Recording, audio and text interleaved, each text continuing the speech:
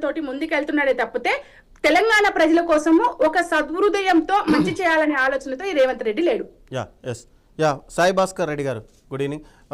అంటే ఇప్పుడు ఒకవైపు తెలంగాణలోనే చూసుకుంటే ఉత్తర తెలంగాణలోనేమో వరదలతో అతలాకుతలం అయిపోతుంది. ఇక దక్షిణ తెలంగాణ చూసుకుంటే నీళ్లు లేవు మాకు అనే పరిస్థితి ఏర్పడింది. అయితే ఇది ప్రకృతి వైపరీత్యం అనుకోవాలా, లేక మానవులు చేసినటువంటి ఒక తప్పిదం అనుకోవాలా? ప్రకృతిలో ఇది కామన్ సార్. యాక్చువల్గా ఇది ఎల్నినో లాంటివి కూడా సైకిల్స్ అవి వస్తుంటాయి. కరువు అనేది మనకు తరతరాల నుంచి తెలుసు. అందుకే అది ఇన్ని ప్రాజెక్టులు కట్టినాం, ఆ సెక్యూరిటీ కోసమనే కట్టినాం. ఇదే కాదు, వాటర్ షెడ్లు చేసినాము, లిఫ్ట్ ఇరిగేషన్ స్కీమ్లు కూడా పెట్టినాము ఒకప్పుడు. తర్వాత ఫైనల్గా పెద్ద ప్రాజెక్టులు కూడా కట్టినాము. సో ఇవన్నీ కట్టినాక కూడా ఈరోజు ప్రజలకు నీళ్లు లేవు అని అంటే బేసికల్గా ఇది మిస్మేనేజ్మెంట్ అని అంటాం. ఎందుకంటే ఒక ప్రాజెక్టులో ఉన్న నీళ్లు ఆ ఒక్క సీజన్కే కాదు, ఆ సంవత్సరానికే కాదు, అది ముందు కూడా, అంటే ఎస్పెషల్లీ భూగర్భ జలాలు అనుకోండి, మనం అక్విఫర్ రీఛార్జ్ అనేది చేయడము, తర్వాత వాటర్ని కూడా కంట్రోల్ చేయడం చేస్తే చాలా టేలెంట్ ఫార్మర్స్కి భూగర్భ జలాల మీద ఆధారపడ్డ వాళ్ళకు నీళ్లు వచ్చే అవకాశం ఉంటుంది. అంటే అదొక మేనేజ్మెంట్లో ఒక భాగం. అట్లనే నీళ్లు విడుదల చేసినప్పుడు కూడా ఎన్ని నీళ్లు విడుదల చేయాలి, ఎన్ని ఉంచాలి, ఇదే కాదు ఓఎండ్ఎం అని అంటాం, ఆపరేషన్స్ అండ్ మెయింటెనెన్స్, ఇవన్నీ కూడా మేనేజ్మెంట్ విషయాలు ఇవన్నీ ఉంటాయి. సో ఇందులో కూడా ప్రాబ్లం ఏంటంటే చాలా మందికి కొత్త ప్రాజెక్టులు చేసే అంత సోకు ఈ యొక్క పాత వాటిని మేనేజ్ చేసే దాని మీద ఉండదు. అంటే నేను అందరిని అంటున్నా ఇక్కడ, ఎందుకంటే కొత్త ప్రాజెక్ట్ చేయడం అంటే అందులో వాళ్ళకు కమిషన్లు అవన్నీ పర్ఫెక్ట్గా ఉంటాయి అనే దాంట్లో ఎక్కువ ఆలోచన చేస్తారు. సో ఆల్రెడీ ఉన్న వాటికి నిజంగా కూడా కొన్ని మనోళ్ళు చేసిర్రు, అంటే డీసిల్టింగ్ ఆఫ్ ట్యాంక్స్ అని ఇట్లా రకరకాలు చేసిర్రు. ఈవెన్ వాటర్ షెడ్ ప్రాజెక్టులు ఏం తక్కువ కాదు, కొన్ని లక్షల కోట్లు అనుకోవచ్చు ఇప్పటి వరకు. అంటే మిత్తి గిత్తి అన్ని కూడా పెడితే ఎంతో మందికి ఉపాధి కూడా వచ్చింది. ఉపాధి వచ్చడే కాదు, ఈవెన్ కరువు పనులను కూడా ఇప్పుడు చేస్తాం. నిజంగా అవి ఎంత సైంటిఫిక్ ఉన్నాయి, ఎంత మనకు నిజంగా వీళ్ళకు అంటే ఈ లోకల్ నేచురల్ రిసోర్సెస్ మేనేజ్మెంట్లో వాటర్ అనేది ముఖ్యం కాబట్టి ఎంత దానికి ఉపయోగం అవుతుంది అనేది ఈ యొక్క వైట్ పేపర్స్ మనం ప్రతి ప్రాజెక్ట్ మీద, దాని యొక్క ఎఫిషియన్సీ మీద, దాని యొక్క ఇంపాక్ట్ మీద, అట్లనే ఫ్యూచర్ ప్రొజెక్షన్స్. నీళ్ళు అనేది ఒక బడ్జెట్ లెక్క అనుకోవాలి. ఇది నేషనల్ బడ్జెట్లో లిమిటెడ్ బడ్జెట్ అనుకోవాలి. మన గవర్నమెంట్ బడ్జెట్లు ఫుల్ పెరుగుతుంటాయి ప్రాజెక్టుల గురించి అన్నిటికీ, కానీ యాక్చువల్గా నీళ్ళు అయితే అనే కదా. ఇప్పుడు మనం 4 బిందెలు కొనుక్కున్నంత మాత్రం నల్ల నీళ్ళు ఎక్కువైతే రావు కదా, అంటే లాజికల్. అట్లనే ఒక వ్యక్తి వాడాల్సిన నీళ్లు ఈరోజు పర్ హెడ్ అనేది, పర్ క్యాపిటల్ అనేది, ఎస్పెషల్లీ అర్బన్ ప్రాంతాలలో ఉన్న వాళ్ళు చాలా ఎక్కువగా వాడుతున్నారు. యాక్చువల్గా ఈ ప్రాజెక్టుల నీళ్లు అర్బన్ ఏరియాస్ కూడా పోతున్నాయి, ఇండస్ట్రీస్ పోతున్నాయి. అగ్రికల్చర్ కానీ మనం కడతాము, కానీ ఫైనల్గా వీళ్ళు దాహము అని అంటాం కదా. అంటే ఒకటి సాగునీరు, త్రాగునీరు అన్నప్పుడు ఫస్ట్ ప్రయారిటీ త్రాగునీరు అనేది మొదలవుతున్నది. అంటే టెక్నికల్గా అంటే ముందు వీళ్ళకి నీళ్లు ఉండాలి, కావాలంటే ఆపేద్దాం నీళ్లు, రైతులకు అన్న కాడ కూడా పోతురు. మరి వీళ్ళు ఎఫిషియెంట్కి ఎంత వాడుతురు, దానికి పర్ క్రాప్ పర్ డ్రాప్ అని రైతులకు మనం అన్నట్టు, అట్లనే per capital consumption of water అనేది కూడా ఒకటి అనాలిసిస్ చేయాలి. అంటే ఒక జాగ్రఫికల్గా తెలంగాణ ఎట్లుందంటే అటు మహారాష్ట్ర వాళ్ళు కానీ ఇటు కర్ణాటక వాళ్ళు కానీ వాళ్ళు నీళ్ళు వదిలితే తెలంగాణలోకి వస్తాయి, తెలంగాణ వాళ్ళు వదిలితే మన ఏపీకి పోతాయి, అంటే నీళ్లు టెక్నికల్గా. మరి ఈ యొక్క రిలేషన్స్ కూడా మనకు అంటే ఆర్గానిక్ రిలేషన్స్ అన్నట్టు, అంటే లాంగ్ టర్మ్ ఇవి తప్పయి అన్నట్టు. అయితే ఒకసారి కరువు అనేది, ఫర్ ఎగ్జాంపుల్ ఈసారి మనకు వర్షాలు అటు మహారాష్ట్రలో అక్కడ గోదావరి బిగినింగ్ లా, కృష్ణా బిగినింగ్ ఆ ఏరియాలో మంచిగా పడ్డాయి, లేదా నిన్న మన డిప్రెషన్లు వచ్చినాయి. అందుకని నీళ్లు మళ్ళీ ప్రాజెక్టులలోకి వస్తున్నాయి. ఫర్ ఎగ్జాంపుల్ అంటే రబీకి మనం కనీసం అట్లీస్ట్ కొంచెం నీళ్లు ఉంటాయి అనేది పాయింట్.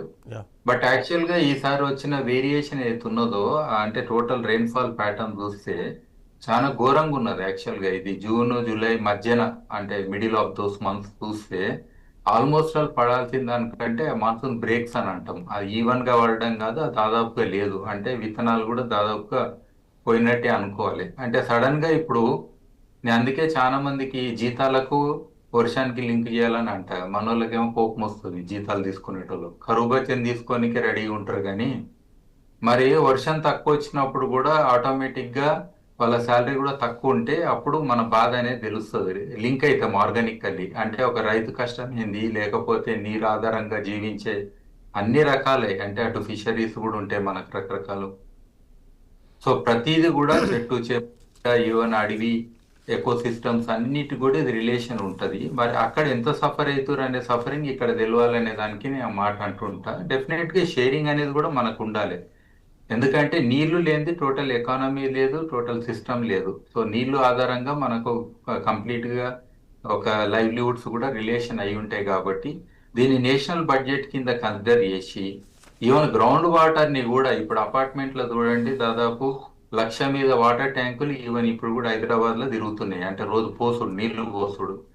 అంటే మరి నీళ్లు ఈ ఇంట్లో పడి అవతల పక్కింట్లో బోర్ పడలేదు అంటే అన్ని బోర్లను గవర్నమెంట్ సీజ్ చేయాలి. సీజ్ చేసి అన్నిటిని ఇంటర్ కనెక్టెడ్ చేసి దాన్ని రెగ్యులర్ పైప్ లైన్లకు ఇంకో ప్యారలల్ పైప్ లైన్ వేసి ఈ బోర్ నీళ్లు ఇగో ఇవి నాగార్జున సార్ నీళ్లు, ట్రీటెడ్ నీళ్లు, అన్ట్రీటెడ్. ఎందుకంటే అన్ట్రీటెడ్ డెఫినెట్ గా వాడతారు, దేనికో దానికి అవసరం ఉంటాయి domestic law.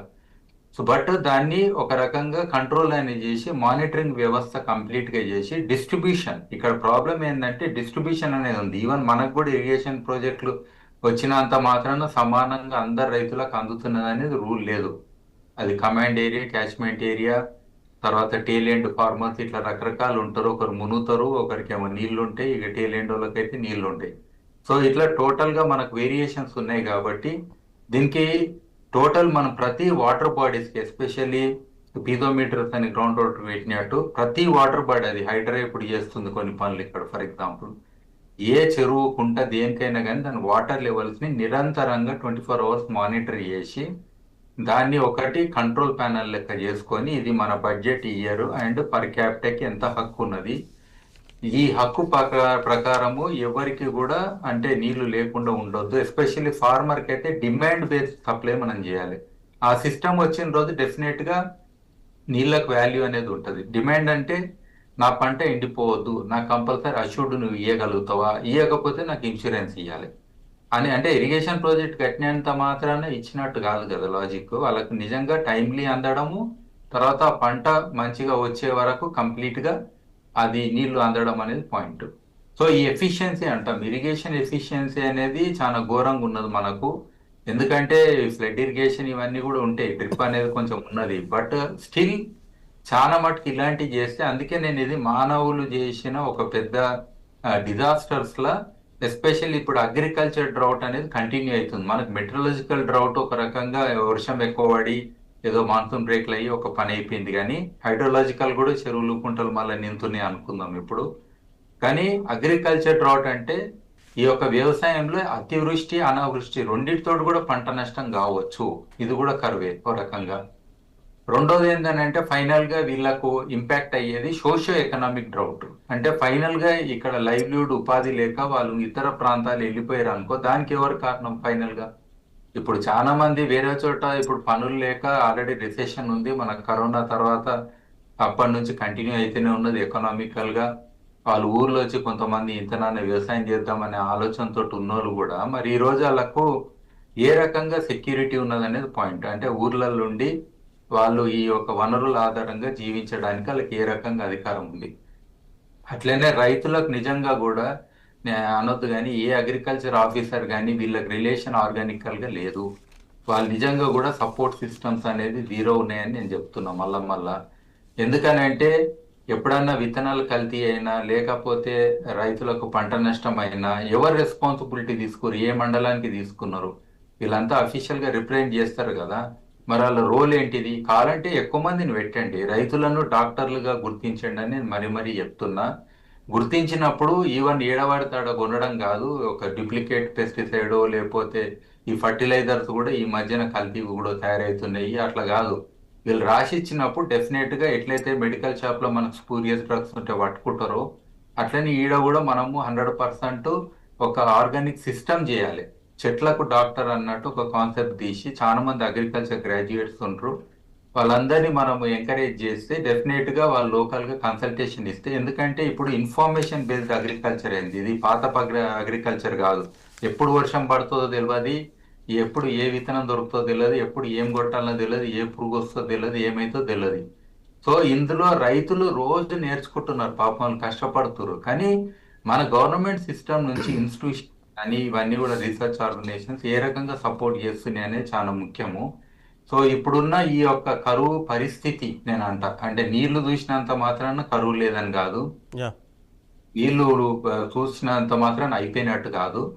I think first మనము ఈ ఎవాల్యుయేషన్ వైట్ పేపర్ అనేది ఒకటి క్రియేట్ చేసుకొని ఎఫిషియన్సీ ఆఫ్ ఈచ్ ప్రాజెక్ట్, అది మైక్రో ప్రాజెక్ట్ కావచ్చు, మేజర్ ప్రాజెక్ట్ కావచ్చు, ఈవెన్ దాని ఒక ఛానల్స్, డిస్ట్రిబ్యూషన్ నెట్వర్క్ అన్నిటిని కూడా అసెస్ చేయాలి. ఎక్కడ లీకేజెస్ ఉన్నాయి, ఎందుకు నిజంగా అందాల్సిన రైతుకు అందుతలేదు. మనం నిజంగా ఏ ప్రాజెక్ట్ చేసినా ఒకటి మంచి డాక్యుమెంటైజ్ చేసుకుంటాం. ఇంతమంది లక్షల మందికి మేము ఇన్ని లక్షల ఎకరాలకు మేము నీళ్ళు ఇస్తామని టోటల్గా అనుకుంటాం, కానీ నిజంగా అంతైతే రీచ్ కాము కదా. మరి ఇవి కూడా అనాలిసిస్ చేస్తే డెఫినెట్గా వాళ్ళకి రీచ్ అవుతాం, సపోర్ట్ చేస్తామని నేను అంటున్నాను. యా ఎస్ సత్య గారు చెప్పండి, మీ పార్టీ